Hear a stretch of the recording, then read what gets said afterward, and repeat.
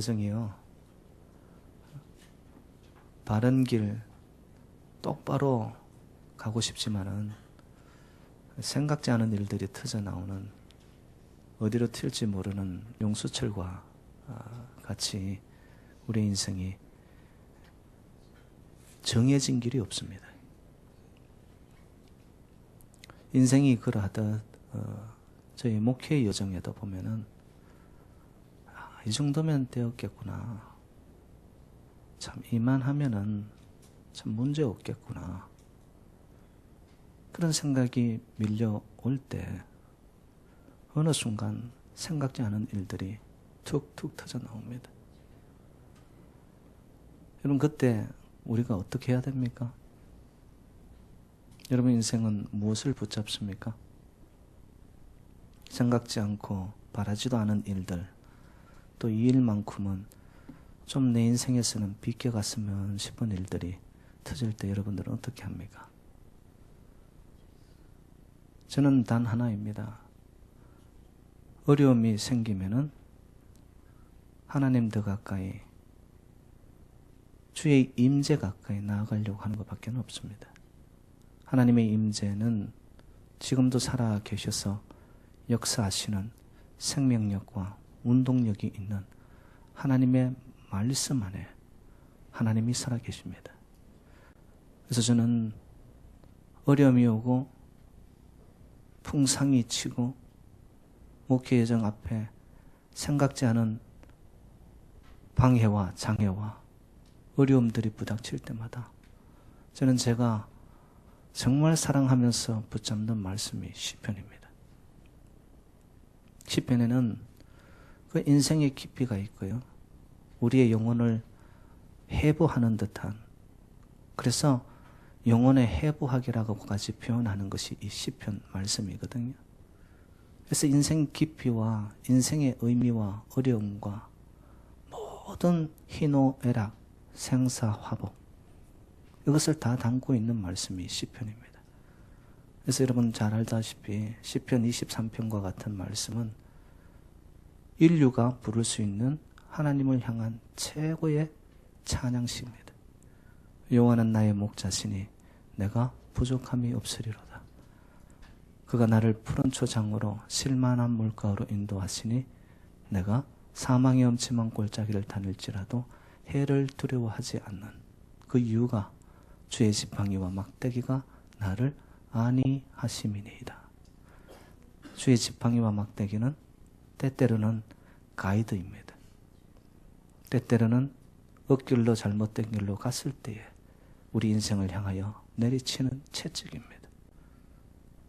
결국 우리 인생을 주님만을 바라보는 백성들이 부족함이 없도록 내 잔이 넘치도록 하시기 원하는 것, 그것이 하나님의 본심이요 하나님이 우리를 향한 축복인 줄로 믿습니다. 여러분, 지난 주간에 저는 시편 27편을 붙잡았습니다. 도대체 하나님이 이 제단을 향해 또한 한 영혼을 향하여 주시고자 하는 메시지가 무엇일까?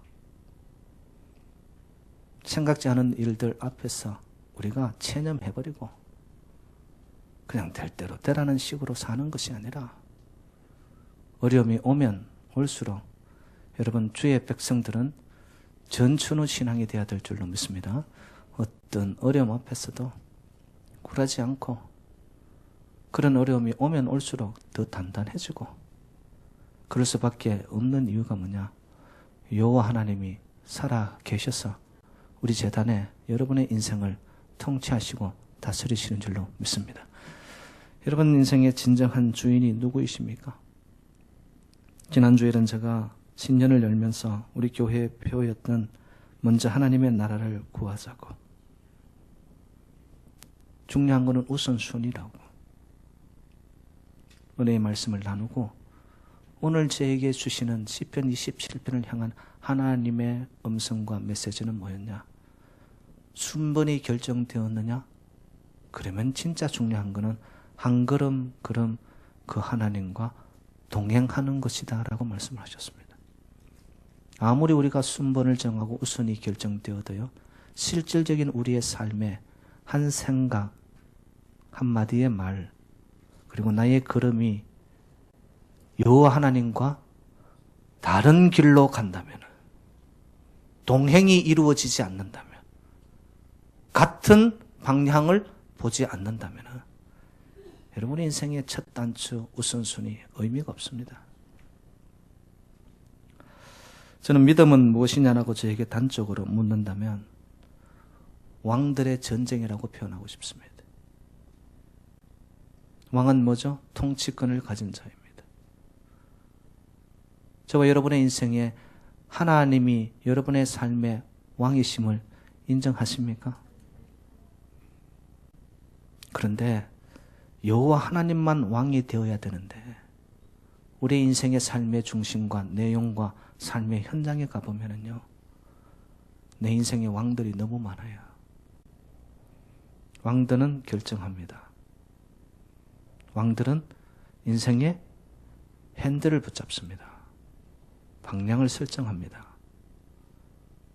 저와 여러분들이 나아가는 인생의 걸음마다 살아계신 여호와 하나님이 왕이 되셔서 여러분의 인생을 주도해 나갈 수 있기를 주님의 이름으로 축복합니다. 근데 아직도 내 안에 내가 너무 많이 살아있어요. 내가 왕이 되었어. 왜 그러냐 하면은 어른이 되어가면서 사람들은 자신의 삶에 누군가가 왕이 되는 것을 싫어합니다. 자기 이외에. 마음대로 살고 싶기 때문이죠.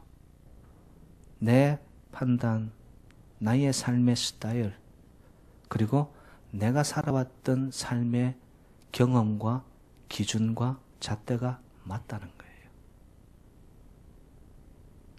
여러분, 하나님과 동행이 일어나기 위해서는 하나님을 왕으로 모셔야 될 뿐만 아니라 동행이 일어난 곳에는 만군의 주 여호와의 생각과 관심과 하나님의 뜻이 우리의 생각, 내 판단보다 훨씬 하늘이 땅보다 높은 같이 하나님의 생각이 높다는 것을 인정할 때, 거기에 나의 삶의 중심에 드는 모든 주도권을 하나님께 내어드릴 때만 하나님은 우리에게 들어오셔서 하나님 나라를 다스려 가고요, 하나님이 진정으로 기뻐하는 것을 우리에게 성령의 음성을 통하여 일러주고 깨우쳐 줍니다. 그때 삶은 내가 사는 것이 아니라 주님이 내 안에 들어와 주께서 살아가게 되는 줄로 믿습니다. 사도 바울의 고백이죠. 근데 우리는 어떻게 사느냐? 교회 안에 있을 때는 모두가 다 하나님이 왕인 것 같아. 다 높입니다. 오늘도 저희들 찬양 불렀죠. 내가 주인 삼은 것 다 내려놓고. 너무 많은 찬양들을, 노래들을 습관화되어서 부릅니다. 그런데 삶의 현장 속에서는 내 주인이 너무 많아요. 사사기 21장 25절 말씀입니다. 그때에 이스라엘의 왕이 없으므로 사람이 각각 그 소견에 옳은 대로 행하였더니, 각각 자기 소견에 옳은 대로 행하였더니 결과가 무엇일까요? 혼란이 찾아옵니다. 인생이 복잡합니다. 그때부터 꼬이기 시작합니다. 인생에 정함이 없어집니다. 지금 저희들이 살고 있는 이 땅 아닙니까? 전부 다 자기가 텔레비전에 내가 나왔으면 좋겠네, 자기 소견이 옳다 이거예요. 누구 이야기를 들으려고 안 합니다. 전부 다 me-centered life. 내 입맛, 내 스타일, 나의 코드, 나의 삶의 양식.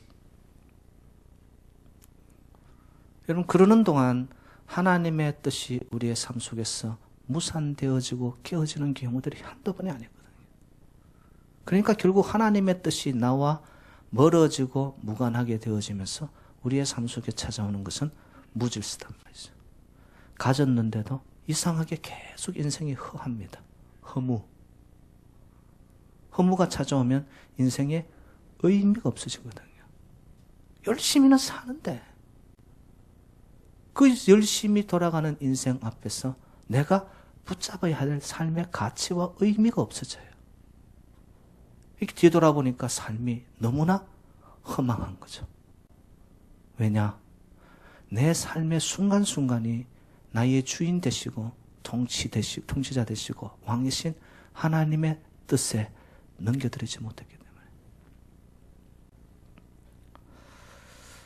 여러분, 하나님이 왕으로 모시지 않을 때 파생되어지는 모든 것들은 단적으로 표현하면 죄입니다. 하나님이 원하시는 길과 원하시는 방향과 원하시는 삶의 목적과 자꾸 멀어지기 시작하면서 우리의 삶 속에 들어오는 것이 뭐냐? 죄입니다.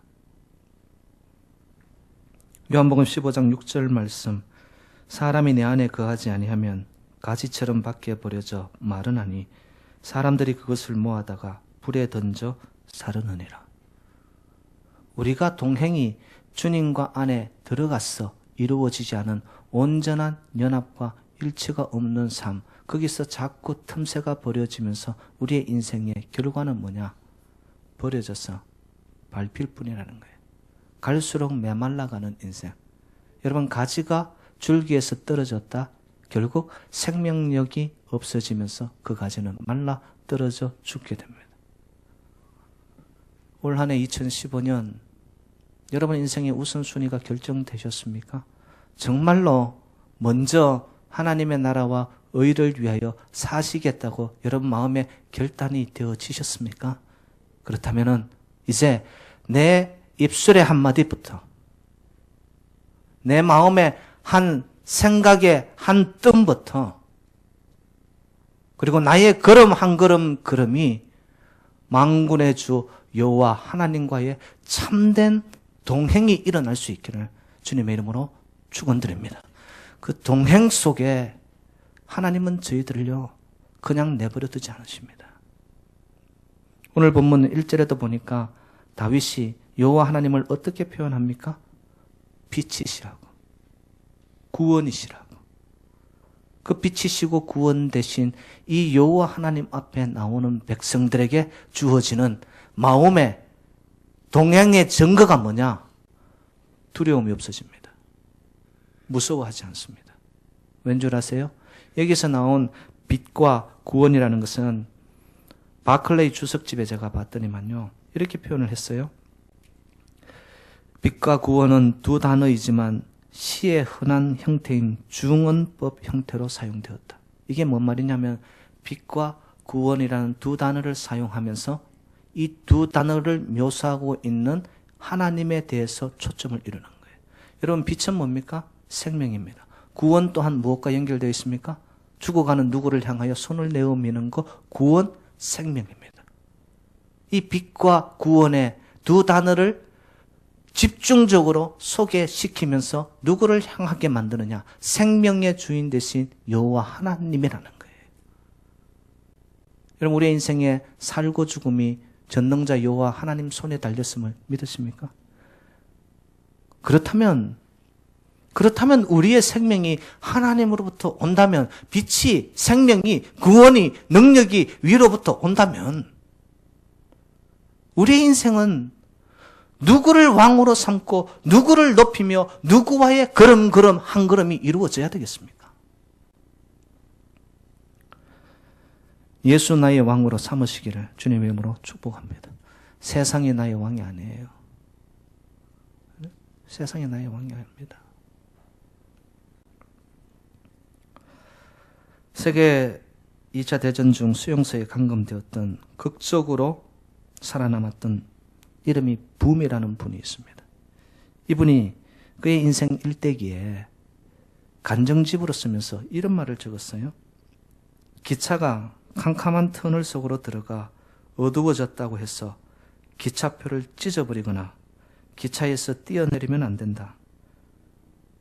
조용히 앉아 기관사를 믿고 기다리면 얼마지 않아 밖으로 나가 밝은 빛을 볼 수 있게 될 것이다. 우리 인생이 힘들고 지치고 어려움이 올 때 우리는 어떻게 기다리지 못하고 참지 못합니다.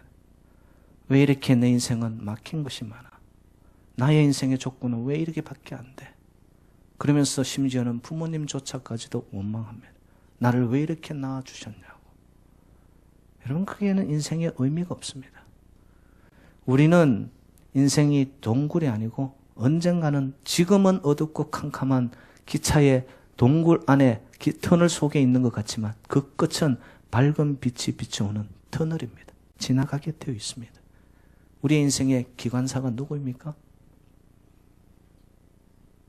빛이시고 구원이시고 능력이 되신 여호와 하나님이 저와 여러분의 인생의 기관사임을 믿으시기 바랍니다. 하나님이 우리 인생의 역사 속에, 흐름 속에, 시간들의 연결 속에 하나님이 우리 인생의 기관사 되어지시면 하나님은 엉뚱한 곳으로 우리를 몰고 가지 않습니다. 반드시 푸른 초장으로 쓸만한 물가로 저와 여러분의 인생을 인도해 가시는 줄로 믿습니다. 그렇기 때문에 우리의 삶이 여호와 하나님을 바라는 백성들은요, 자유와 쉼과 안식이 있는데 삶의 현장 속에 종노릇하지 않습니다. 왜 종노릇하느냐? 하나님의 말씀 로마서 6장 6절에 보니까 이렇게 표현되어 있습니다. 우리가 알거니와 우리의 옛사람이 예수와 함께 십자가에 못 박힌 것은 죄의 몸이 죽어 다시는 우리가 죄에서 종노릇하지 아니하려 함이니. 옛 자아가 십자가에 예수님이 우리를 살리려 죽으신 십자가에 나의 옛 자아가 못 박혀서 죽어야 되는 거예요. 예수 나의 왕, 하나님 나의 왕, 다른 말로 표현할까요? 나는 죽었습니다 라고 고백하는 것이 바로 왕으로 모시는 거죠. 그런데 이 하나님의 임재, 살아계심을 잘 느끼지 못해요. 나는 죽었습니다라고 표현은 하지만 실제적으로 하나님과의 동행, 임재, 삶 속에 깊이 들어가지 못합니다. 심지어는 기도 중에, 예배 중에 있는데도 하나님 안에, 예수님 안에 거하지 못합니다. 그럼 그 이유가 뭔지 아세요? 요한계시록 3장 20절 말씀입니다. 볼지어다 내가 문 밖에 서서 두드리노니 누구든지 내 음성을 듣고 문을 열면 내가 그에게로 들어가 그와 더불어 먹고 그는 나와 더불어 먹으리라. 제가 묻습니다. 마음문을 열고 내 인생의 빗장을 열어젖혀 시작, 출발, 이니시어티브는 누가 해야 되는 겁니까? 저와 여러분들이 해야 되는 거예요. 근데 많은 그리스도인들 중에 오해를 하는 것이 뭐냐? 하나님 살아계심을 먼저 저에게 보여주면 확 제가 인생이 한번 뒤집어지면 제가 주님을 남은 생애 동안 불티나게 섬기겠습니다. 여러분, 이 사람 하나님을 모르는 사람이에요. 만약에 하나님의 살아계심이 지금 이 순간 여러분 삶 속에, 저의 삶 속에 불처럼 임하면은 여러분 살아남을 자가 아무도 없습니다. 우리의 살아왔던 인생 순간순간마다 그때마다 지적하며 꼬집고 너 이거밖에 안 되냐, 하나님이 그렇게 나타나시는 하나님이셨다면 살아남을 자 아무도 없어요. 문 밖에 서서, 왜? 인격의 하나님이시니까. 우리의 인생의 모든 좌정하여 앉을 그 중심을 열어젖히기까지 기다리시는 분이에요. 우리가 마음문만 열고 중심을 하늘을 우러러 사모하는 마음으로 바라기만 하면 하나님은 어느 순간 우리의 삶 속에 들어오십니다. 다스리십니다. 좌정하여 앉으시사 삶에 어떤 어려움이 있더라도 우리의 삶을 두려워하지 않는 존재로, 무서워하지 않는 존재로 하나님은 저와 여러분들을 붙잡아 가실 줄로 믿습니다. 그래서 주님 안에 거하지 않고 사는 것, 이것이 최고죄예요. 최고죄. 이것저것 지어서 죄들이 무거운 게 아니고요. 여러분, 죄된 자리에 있습니까? 그곳에서도 하나님을 인식하고 하나님을 두려워하고 하나님을 향하는 마음을 가져보세요. 그 자리에서 벗어납니다. 그런데 우리는 하나님과 거합니다라고 하면서 삶 속에서 어떻게 사는 줄 압니까? 주일 예배를 드리고 예배당을 나가면서 주님과 이런 대화를 하는 성도들이 많아진다고 합니다. 한번 들어보세요. 아유, 예수님 왜 이러세요? 왜 자꾸 저를 따라오시려고 하세요? 그러시는 거 아닙니다. 예수님은 제단에 여기 잠잠히 계시고 세상의 삶의 현장은 지 혼자서 다 할 수 있습니다. 여기 동행이 이루어진 겁니까? 예수 안에 거하지 않으면서 하나님 안에 임재 안에 들어가지 않으면서 우리가 부르는 찬양, 우리의 기도, 우리의 예배는요 허공을 치고 결국에는 땅에 떨어지고 맙니다. 저는 2015년 새롭게 출발하는 새해 벽두 둘째 주일 제가 간곡히 부탁드리고 싶습니다. 삶의 어떤 순간, 어떤 자리, 어떤 상황, 무슨 일이 생기더라도 여러분 내 마음은 확정되고 확정되어서오니 하나님 안에 예수 안에 거하는 참된 동행이 일어나게 하옵소서. 거기에 빛이 비추어질 것이고 구원의 역사가 일어날 것이고 하나님은 막힌 것 같은 그 자리에서 새로운 길을 열어가시는 살아계신 하나님이신 줄로 믿습니다. 하나님과의 거함, 동행이 일어나지 않는 자들은 어떻게 살아가는 줄 알아요? 삶 속에서 미운 사건 하나가 일어났어요. 근데 그 미움의 사건이 하나님과 동행이 안 일어나니까 삶 속에서 어떤 식으로 바뀌냐면 앙심으로 바뀌어집니다. 너 한번 두고 보자. 내가 꼭 갖고 말 거야. 이렇게 살면 자기가 부자연스럽게 됩니다. 부자유하게 됩니다. 무언가를 얹어놓고 사는 거예요. 그리고 예수님과 하나님과 동행하지 않는 자들에게는요, 누구나의 삶이 외롭잖아요. 근데 하나님의 존재를 인식하지 못하는 자들은 많은 사람들 틈바구니에 있는 것 같은데 그의 존재는 계속해서 섬이 되어 갑니다. 동떨어져 있고 그 외로움이 고독으로 바뀌어지면서 인생이 소외감을 느끼기 시작하는 거예요. 그리고 어느 인생이든 간에 실수와 실망과 실패가 없는 인생이 어디 있습니까? 어떤 인생이 전부 다 하이웨이처럼 탄탄대로 항상 다 되는 일이 어디 있습니까? 누구나에게 실수하고 넘어질 수 있는 그 자리지만 하나님 안에 거하지 않고 동행이 안 일어나는 자들은요, 그 한 번의 실망이 어떻게까지 가느냐? 자기의 삶을 저주하기 시작합니다. 그리고 자기를 심판하고요, 더 나아가서 정죄하고요. 너 꼴 좋다. 네가 하는 일이 다 그렇지. 너 이 한 번으로 인해 가지고 이제 너 인생은 모든 것이 닫혀질 거야. 자기 스스로가 자기를 가두어 가기 시작합니다. 하나님 임재, 하나님의 거하는 거와는 전혀 무관하게 살아갑니다. 근데 여러분 아십니까? 하나님을 인정하고 모든 순간이 하늘과 연결되어 있고 주님을 사랑하는 자, 곧 그 뜻대로 부르심을 입은 자로 살아가는 자들은 인생에 실망이 찾아올 때 실망과 문제 앞에 가두어지지 않고요, 그 너머에서 새롭게 역전하고 반전하여 가실 하나님을 우러러보기 때문에 그 한 번의 실망의 자리가 인생을 새롭게 반전해놓는 전환점이 됩니다. 끝나지 않는다는 거예요. 미움의 대상이 생깁니까? 그러나 하나님을 인식하고 하늘로 연결된 자는 미움의 대상을 원수도 사랑할 수 있도록 하나님의 역사가 그 마음을 문질러 놓습니다. 변화시켜 놓습니다. 삶이 얼마나 가벼워집니까? 그리고 또한 외롭습니까? 그런데 하나님을 인식하고 살아가는 인생의 외로움이 찾아온 자는요, 그 외로움의 혼자인 자리가 오히려 하나님을 만나는 축복의 자리로 바뀌어지더라고요. 성경에 나타난 여러분 야곱 알지 않습니까? 야복 강가 홀로 남았을 그때에 사닥다리의 꿈을 꾸었던 그가 홀로 남은 그 자리에서 하나님의 임재를 다시 느낍니다. 그리고는 그의 존재가 바뀌어지는데 이름이 야곱에서 이스라엘로 바뀌어집니다. 홀로 남은 강가 야복 강가가 하나님을 만나 가까이에서 체험할 수 있는 축복의 자리로 바뀌어졌던 인생.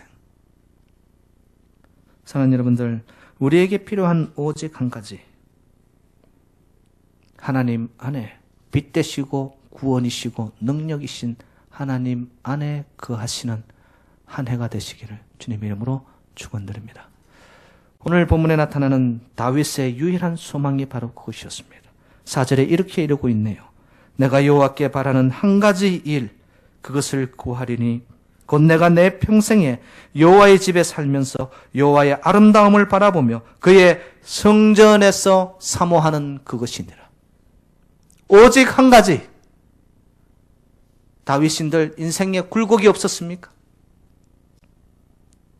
바클레이 주석에 의하면 지금 이 시편 27편을 쓰고 있는 그 당시에 그의 인생에는 적들이 많았고 대적자들이 많았고 군대가 그의 인생을 향하여 쳐들어오고 있는 상황이라고 오늘 본문은 표현하고 있습니다. 그런가 하면은 그의 인생에 있어서 가장 큰 가슴 아픈 대못을 받는 듯한 아픔이 뭐였냐? 그의 아들 암논 압살롬이 그를 향하여 배반합니다. 왕이 찬탈을 위하여서 자식이 아버지에게 칼을 들이면은 그런 상황 속에 있었던 다윗의 인생, 그리고 그가 친구였으면서 가장 가까이 여기면서 지략자였으며 장수였던 아히도벨이 몰삭분들과 함께 역사를 이루어내면서 또한 다윗을 배반하기 시작합니다. 그래서 바클레이는 그의 주석에서 이런 표현을 했더라고요. 오늘 표현들은 하나같이 시의 내용 자체가 다윗의 인생 경험과 아주 정확하게 일치한다. 이거는 그냥 지나가는 이야기로 다윗이 표현한 것이 아니라 그의 삶과 경험에서 나타난 아픔 있었기 때문에. 그런데 그 가운데서도 다윗은 고백합니다. 오직 한 가지 내가 구할 것은 여호와 하나님의 임재라는 겁니다. 성전에서 나는 여호와 하나님만 사모하겠다라는 겁니다. 여러분, 성전이 어디 있습니까? 오늘처럼 이런 예배당이 성전입니까? 그럴 수 있습니다. 그러나 좀 더 깊은 곳으로 다윗이 우리에게 전달하고자 하는 말은, 성전은 저와 여러분, 우리의 이 몸이 바로 성전인 줄로 믿습니다. 달리 표현하면 우리가 가는 삶의 현장 곳곳마다가 하나님의 영이 임재하여 우리를 다스릴 수 있는, 나를 내어드리는 나의 삶이 성전이 되어 삶 속에서의 예배자가 되어 하나님을 높이고 하나님과 동행이 일어나는 백성들, 그 한 사람이 다윗이었던 것처럼 여러분, 올 한 해 여러분의 어떤 상황일지라도 여러분들이 하나님이 찾으시는 그 참된 예배자 한 사람이 될 수 있기를 주님의 이름으로 부탁드립니다. 아이고, 목사님 24hour 인생 살아가기도 바쁜데 언제 24hour 계속 하나님을 바라보라는 겁니까? 목사님, 그게 가능한 거예요? 나 삶의 현실, 지금 할 일이 얼마나 많은데 그 삶 속에서 언제 손 놓고 24hour 하나님만 바라보라는 겁니까? 목사님은 세상을 몰라도 너무 몰라요. 저는 세상 잘 모릅니다. 그런데 세상을 창조하시고 통치하시는 하나님은 저는 압니다. 여러분, 세상 일 바쁘다고 하나님 놓치는 순간 여러분의 인생은 오리무중입니다. 그런데 아무리 바빠도, 아무리 급해도, 아무리 소중한 것이 있어도 하나님을 놓지 않고 살아가는 백성에게 하나님은 저와 여러분들의 인생을 반드시 더 높은 곳으로 올려놓으실 줄로 믿습니다. 하나님의 약속입니다. 만약 지금도 살아 역사하시는 주님을 믿지 않는다면 주님만 바라보는 것은 소극적인 태도일 것입니다. 그렇지만 정말 나와 함께 하시는 주님을 믿는다면 주님만 바라보는 것은 하나님의 뜻대로 사는 것이요, 그것이야말로 가장 적극적인 태도이며 유일한 그리스도인들의 인생의 해답입니다. 여러분, 하나님 살아계심을 믿으십니까? 그렇다면 믿음을 가지고 살아계신 하나님을 내가 보고 만나고 느끼고 깨닫고 있다면 내가 붙잡을 오직 한 가지는 이 땅의 삶의 우선이 아니고 모든 순간순간 하나님과의 동행이 일어나는 그 동행이야말로 저와 여러분들의 삶을 새롭게 바꾸어 놓는 유일한 인생의 키가 될 줄로 믿습니다. 그래서 다윗은 시편 59편 9절에 이렇게 표현합니다. 하나님은 나의 요새시니 그의 힘으로 말미암아 내가 주를 바라리이다. 여러분 이게 무슨 말이냐 하면 우리가 하나님을 바라겠다고 내 의지대로 예배 가운데 하나님을 사모합니다. 그런데 우리의 의지와 나의 결단은 약합니다. 그래서 하나님을 바라보도록 할 수 있는 힘을 주시는 이도 성령 하나님이신 줄로 믿습니다. 그래서 내가 어떻게 하겠다는 모든 것을 내려놓고 여러분 제단에 엎드리고 삶의 현장 속에 있을 때 성령 하나님 저를 붙잡아 가시옵소서. 여러분 그 기도만 있으면 하나님은 우리를 버려두지 않습니다. 요한복음 15장 4절 말씀 내 안에 거하라 나도 너희 안에 거하리라. 우리가 먼저 하나님을 찾아야 되네요. 사모하고 바랄 때. 근데 여러분 주님만을 바라보는 삶은 놀라운 삶, 능력 있는 삶, 기적의 삶으로 바뀌어질 줄로 믿습니다. 어떤 기적과 능력이 나타나느냐. 여러분 오늘 본문 2절로 가보겠습니다. 2절 다 같이 읽어요. 시작. 악인들이 내 살을 먹으려고 내게로 왔으나 나의 대적들, 나의 원수들인 그들은 실족하여 넘어졌도다. 여러분 대적 원수가 뭘까요? 실제적으로 우리 삶 속에서 생각지 않은 원수들이 나타날 겁니다. 여러분 그것도 의미가 있지만 본질적인 대적 원수는 저와 여러분들에게 찾아오는 우는 사자와 같은 사단 마귀의 세력이 우리에게는 근본적인 대적이에요.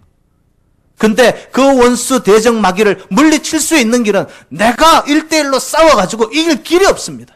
그런데 빛이시고 구원자이신 하나님을 바라보는 백성에게 하나님이 약속을 하셨네요. 내가 그들을 실족케 할 것이다. 하나님이 물리쳐 주시겠답니다. 하나님의 영광과 하나님의 거룩과 하나님의 빛이 비추는 곳에 여러분 어둠의 세력, 죽음의 세력, 재앙의 세력인 사탄 마귀는 한 길로 왔다가도 7길로 떠나갈 줄로 믿습니다. 하나님을 믿는 백성들에게 주어지는 축복입니다. 주님께서 사탄 원수 마귀를 대적하여 하나님이 물리쳐 주시고 우리의 가는 길이 결국 시온의 대대로 영광의 대로로 소원의 항구로 저와 여러분들의 인생을 붙잡아 가실 줄로 믿습니다. 3절 또 한가 보겠습니다. 시작.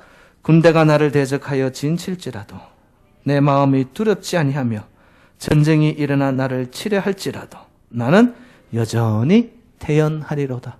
저는 이 말씀을 읽으면서 마음에 얼마나 평강과 평안이 찾아왔는지 모릅니다. 우리 인생 요동치고 세상 흔들린다 할지라도 내 마음이 하늘을 우러러보고 하나님만 바라보는 백성들에게는 두려움이 없어지면서 우리는 여전히 태연하고 평강스럽고 평안하게 될 줄로 믿습니다. 하나님의 백성들에게 주는 하나님의 최고 사인, 여러분 걱정이 안 돼. 그냥 평강이 있는 거예요. 인생의 문제가 그냥 산재해 있는데도 이게 문제가 안 보이고 마음이 그냥 평안한 거예요. 옆에 계신 분들 한번 보세요. 이 사람이 은혜받아 평안이 있는 사람인지 아닌지. 예? 예수 안에 거하는 자 얼굴만 봐도 안다. 예? 평안이 있는 자. 예? 태연한 거예요. 태연한 거예요. 잔잔하고 고요하고. 예? 또 축복이 있습니다. 5절로 가보세요. 5절. 시작. 여호와께서 환난 날에 나를 그의 초막 속에 비밀히 지키시고 그의 장막 은밀한 곳에 나를 숨기시며 높은 바위 위에 두시리로다. 여러분 이건 뭐냐면 하나님이 우리를 보호하시고 끝내는 우리에게 성공이 아닌 승리를 주시겠다는 겁니다. 여러분 인생에 이 땅에서 성공, 업적, 인기, 그거 계급장 다는 이것이 문제가 아니고요. 궁극적인 승리를 우리에게 주시는데 보니까 높은 곳으로 자꾸 우리를 인도하여 가는 거예요. 여러분 우리의 가는 순례자의 여정은 뭐냐? 이 땅에서 썩어져 없어지는 낮은 곳에서 저 높은 곳을 향하여. 이게 순례자의 여정입니다. 하나님만을 바라보는 백성들에게 하나님이 우리를 붙잡으시자 계속 높은 곳으로 올리시는 거예요. 높은 곳으로. 영원한 곳으로. 신령한 곳으로. 위의 것으로.